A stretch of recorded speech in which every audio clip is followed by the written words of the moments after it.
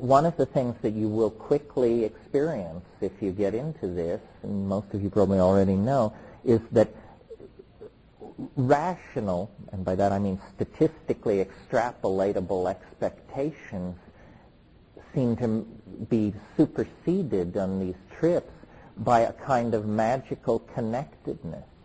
All kinds of strange things happen on trips that really happen.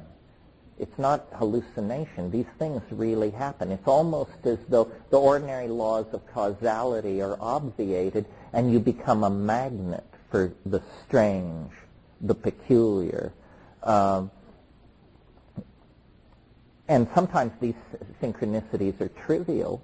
Sometimes they're the difference between life and death.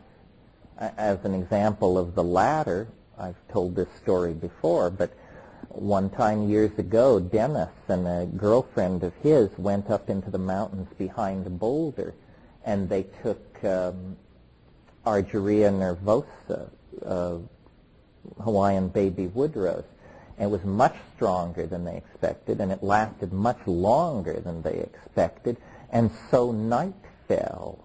And behind Boulder, up around Nederland, it's 12,000 feet. I mean, when night falls, the temperature plummets. You're immediately in a situation of crisis.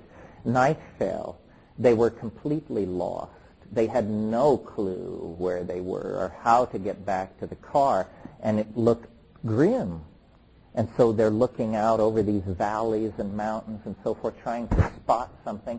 And finally, across the valley, they see what my brother assumes is a car come around a corner because they see the headlights.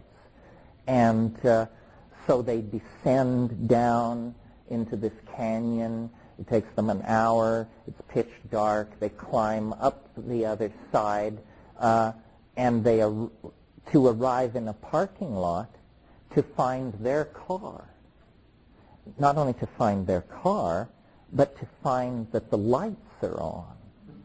Well, they had left the car some 12 hours before. The battery would have been run down if the lights had been on all that time. It means the lights, they saw the lights come on when they looked out across the valley full of fear, wondering where they were.